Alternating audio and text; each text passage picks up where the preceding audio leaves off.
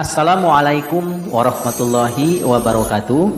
Saudara, pemirsa, semoga saat ini kita selalu ada dalam lindungan Allah Subhanahu wa Ta'ala. Amin ya Allah ya Rabbal Alamin. Kita bahas tentang pawang hujan. Ini pengalaman saya pribadi tentang bacaan menahan turunnya hujan atau memindahkan awan mendung pertanda akan turunnya hujan. Khusus di daerah Jawa Barat, di daerah saya ini namanya tukang nyarang, saudara. Nyarang ya.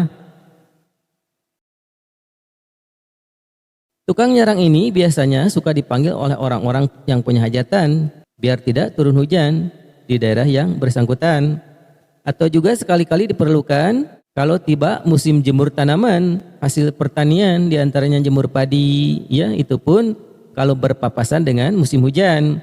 Karena kalau menjemur padi di musim hujan, ini akan berpengaruh tidak baik terhadap hasil panen tersebut. Karena yang namanya di kampung, menjemur itu hanya mengandalkan sinar matahari saja. Rata-rata yang dibacakan oleh para pawang hujan, ini rata-rata satu,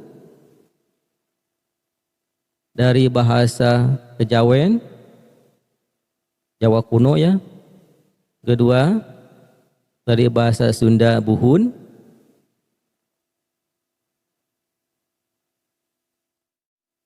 Ada juga dari ayat Al-Quran. Ini rata-rata ya. Bacaan ini ada yang harus sambil ritual atau ritual sesajen, ada juga yang tidak, atau hanya dibantu dengan media bakar kemenyan. Rata-rata bacaan para pawang hujan berupa tradisi atau ritual-ritual para leluhur turun-temurun. Ada juga yang bacaan yang disyariatkan. Bacaan yang disyariatkan ini digunakan untuk kepentingan agama saja yang sekiranya dapat mendatangkan mudarat. Ini ada pengalaman saya tentang ijazah bacaan untuk mengalihkan awan atau untuk menghentikan hujan. Pengalaman ini, saudara, tidak dapat saya lupakan. Karena bacaan ini menyangkut akidah saya sendiri. Saya punya teman ini punya kakek. Nah, ijazah untuk amalan menahan hujan. Dan saudara, singkat cerita, saya diijazahkan oleh si kakek tersebut. Kakek ini mendikte dan saya menuliskan di buku kumpulan ijazah yang biasa saya bawa. Anehnya, dari sekian bacaan ijazah yang saya dapatkan selama berpetualang, saya belum pernah mendapatkan kalimat yang seperti itu. Kalimatnya susah banget untuk dihafal atau untuk dicangkem. Si kakek tersebut mengulang-ulang bacaannya untuk memastikan supaya saya tidak salah untuk menulisnya. Jangan lupa like, subscribe, nyalakan toa, pilih semua, bagikan kepada teman-teman.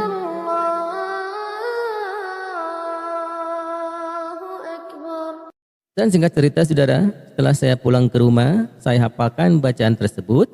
Dan anehnya, bacaan tersebut susah banget untuk dicangkem. 2 minggu waktu itu saya hafalkan berulang-ulang kalimat demi kalimat.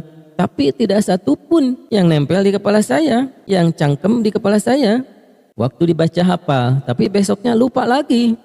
Akhirnya saya tinggalkan bacaan tersebut. Saya malas untuk menghafalnya lagi. Padahal kalimatnya sangat pendek saudara, hanya 5 kalimat. Hanya 5 kalimat saja. Tapi susahnya ini, susah untuk dihafal. Saya juga aneh, ini bahasa apa? Karena kalimat tersebut belum saya temukan sebelumnya. Bacaan yang sangat asing. Disebut kejawen bukan, disebut bahasa buhun bukan. Apalagi ayat Al-Quran jauh banget. Saya pikir mungkin ini bahasa jin kali ya. Dan waktu saya dikasih ijazah atau dikasih bacaan, saya tidak banyak menanyakan kepada kakek tersebut. Yang penting saya menuliskan saja dan tidak banyak bertanya. Dan kalau mau dipakai katanya ini, kalimat itu ada syarat yang harus dikerjakan. Kalau kita lagi membaca kalimat tersebut, kita harus membalikan satu genteng rumah. Jadi genteng ini di rumah kita kalau ada gentengnya, kalau ada genting, Genting genteng. Genteng. Kalau genting itu rawan ya, genting wah sangat mencekam, itu genting. Ini genteng ya. Genteng rumah. Ini satu saja dibalikin arahnya. Yang ini menghadap ke bawah, yang bawah menghadap ke atas. Satu saja dibalikin. Itu kalau kita sudah beres membaca kalimat tersebut. Itu syaratnya. Setelah 3 bulan atau 3 bulan lebih waktu itu, saya bukalah sebacaan. Saya buka lagi bacaan tersebut. Karena waktu itu ada tetangga yang menjemur padi dan cuacanya sangat tidak mendukung. Kebetulan saat itu tiba musim panen padi, lagi musim jemur padi. Tapi kebetulan juga lagi musim hujan ya. Saya niat waktu itu untuk testimoni. Nah, saatnya nih untuk testimoni. Saya berpikir waktu itu. Sekitar jam 10 pagi, waktu itu keadaan sangat tidak mendukung dan pasti bakal turun hujan. Ya biasanya begitu. Pagi-pagi pun sudah mulai gerimis. Saya bacakan kalimat tersebut sambil melihat teksnya, melihat bukunya karena saya tidak hafal. Dilihat saja bukunya. Saya bacakan 7 kali. Setelah dibaca 7 kali, saya membalikan genting tersebut. Ini satu genting rumah. Saya beberapa menit memperhatikan keadaan langit yang mendung tersebut. Sambil di dalam hati deg-degan ya, menunggu apa yang bakal terjadi. Saya sangat terkejut. Tiba-tiba awan-awan ini, saudara, awan-awan ini yang mendung ini seakan-akan disapu, saudara. Ada yang menyapu sama angin yang sangat kencang. Awan tersebut maju sangat cepat ke arah selatan.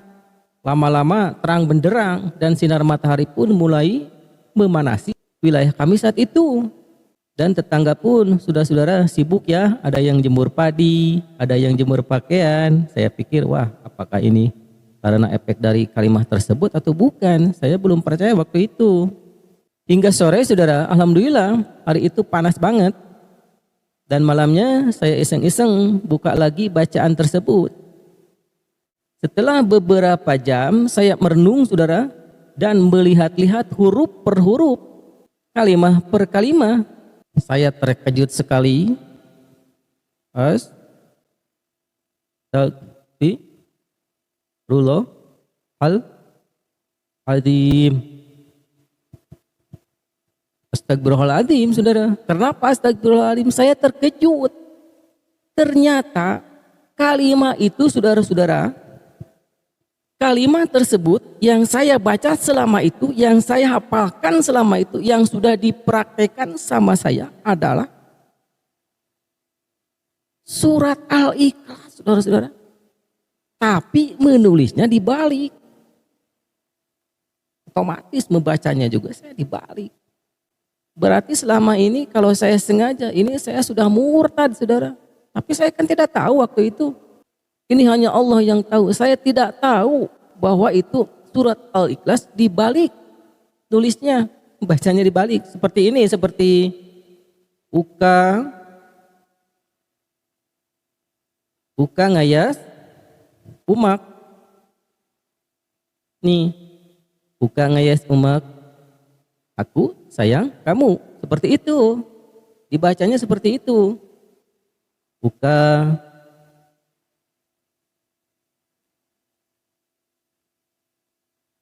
Atnis umak, buka Atnis umak. Aku cinta kamu. Begitu, seperti itu. Surat Al-Ikhlas dibalik, saudara. Ya Allah. Dan akhirnya saudara, kertas tersebut saya bakar saudara waktu itu juga. Ya, yang ada tulisan ini surat Al-Ikhlas dibalik. Nih saudara, ini saya mau bagi-bagi ilmu yang disyariatkan untuk pawang hujan nih, khusus untuk para umat muslim yang suka jadi pawang hujan. Ini sama mustajab, tapi jangan dipakai main-main. Dan ini kuncinya yang penting ikhlas saja, ikhlas. Karena ini tanpa puasa, apalagi sambil puasa. Ya itu sekali lagi, ini syaratnya cuma ikhlas saja. Jangan ingin diketahui orang bahwa kita bisa nyarang, bisa memindahkan hujan, bisa menghentikan hujan. Hanya kita dan Allah yang tahu. Ini bacaannya, ini doanya. A'udzubillahi minasyaitonirrajim. Bismillahirrahmanirrahim. Allahumma hawalaina wala alaina. Allahumma hawalaina wala alaina. Allahumma hawalaina wala alaina. Ini dibaca 3 kali sambil kedua telapak tangan kita menengadah ke langit. Berarti kita membacanya harus di luar, di luar ruangan. Tapi membacanya sembunyi saja, jangan sampai dilihat orang. Nanti kalau kita dilihat orang pasti ada dir di hati kita, karena kita kan harus ikhlas membacanya. Harus ikhlas saja, hanya kita dan Allah yang mengetahui. Terus lanjutkan dengan doa ini 7 kali. Bismillahilladzi la yadurru ma'asmihi syai'un fil ard wala fis samai wa huwas samiul alim. Ini sama. Kedua telapak tangan kita menengadahkan ke langit. Ini dibaca 7 kali. Yang ini yang atas 3 kali, ini 7 kali. Kuncinya adalah ikhlas. Jangan kita sampai diketahui orang bahwa kita bisa nyarang, bisa memindahkan hujan, bisa menghentikan hujan. Kita saja yang tahu sama Allah, karena kita ikhlas saja. Apalagi kita mau tenar, apalagi kita mempromosikan ya. Ini baca saja. Kalau kita ada acara-acara pengajian yang berhubungan dengan agama atau yang berhubungan dengan kebutuhan mencari nafkah, menjemur padi, menjemur hasil tanaman, ini baca. Semoga bermanfaat. Wabillahi taufiq wal hidayah. Wassalamualaikum warahmatullahi wabarakatuh.